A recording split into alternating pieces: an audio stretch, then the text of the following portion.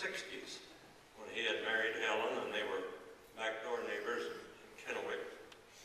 And our friendship grew as our families started doing more and more things together.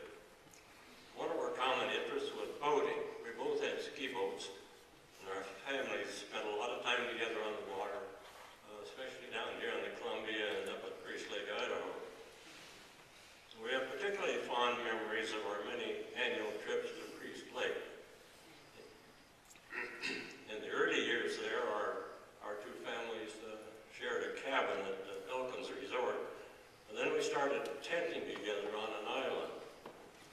And I'm reminded of a problem that we shared back in '76 when a big storm came up just as we were unloading our boats as we got to the island that evening.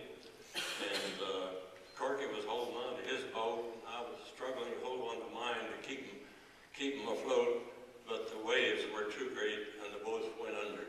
So the next morning we helped each other, raising the boats up and getting the stuff out of the boat that we didn't have a chance to unload the night before.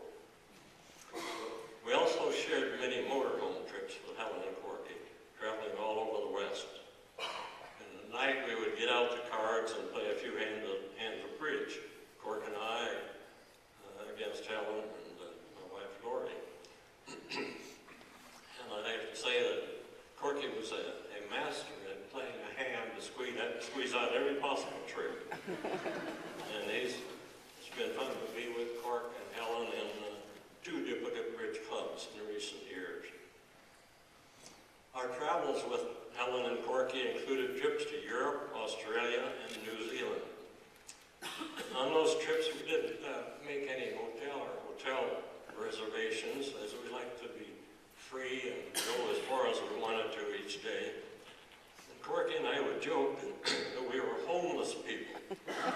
Homeless people were considered to be those with no job, no place to spend the night. And we were both retired and no job, and no reservations, so we must be classed as homeless. One of our trips was to see the fall foliage in New England. We went over to Cape Bunkport, Maine, and stopped at a spot overlooking George H. Bush's place there. When I got out of the car to take a picture, I saw George and Barbara happened to be coming up the sidewalk. I tried to hide my camera, but George knew what I was up to. It was kind of a dark and cloudy day. When they got close, George said, "If you wait a little while, the sun will come out." that phrase became a bit of philosophy for us then during our travels. And I wondered if Corky might kind of give us the same message today, that, he would not want us to grieve or sorrow for long, but to be happy to let the sun come out. Our first trip to Europe with Helen and Corky was for 6 weeks, and we covered 15 countries. So we spent a lot of time together in that rental car.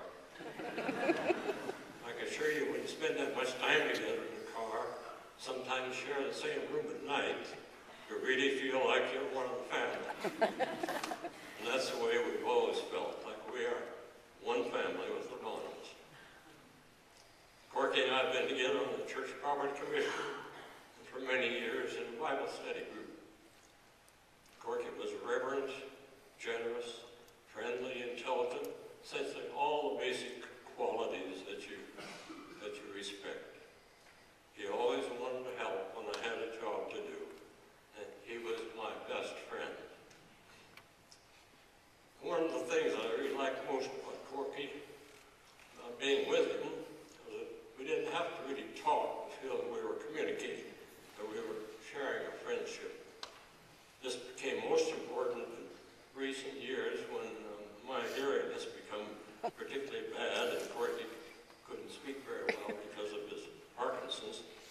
And we both liked to watch all kinds of ball games on TV.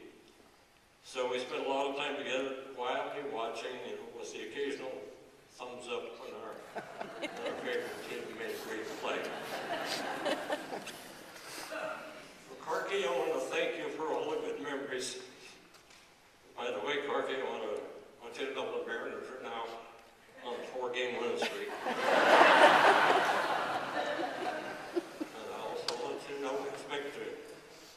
someday so we can pick up where we left off and watch some more of those ball games. See you then, buddy.